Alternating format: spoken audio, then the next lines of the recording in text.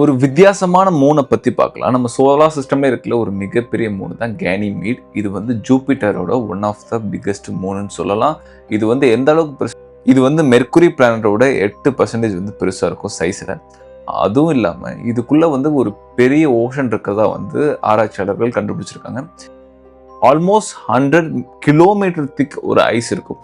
So அந்த ice கீழே sub ocean இருக்கிறதா வச்சு ஆராய்ச்சியாளர்கள் கண்டுபிடிச்சிருக்காங்க. ஸோ கேனிமேட் அந்த மூணுக்குள்ள ஆல்மோஸ்ட் 100 கிலோமீட்டர் திக்னஸ் உள்ள ஒரு சப் சர்ஃபேஸ்டு ஓஷனை கண்டுபிடிச்சிருக்காங்க. இது சர்ஃபேஸ்க்கு வெளியில் இல்லாமல் சர்ஃபேஸ்க்கு அடியில் இருக்குது. ஸோ இந்த ஓஷன் பார்த்தீங்கன்னா வேர்ல்டை விட பல மடங்கு அதிகமான வாட்டர் கெப்பாசிட்டியும் உள்ளது. அதேமாதிரி அதிகமான டெப்த்தும் இருக்குது.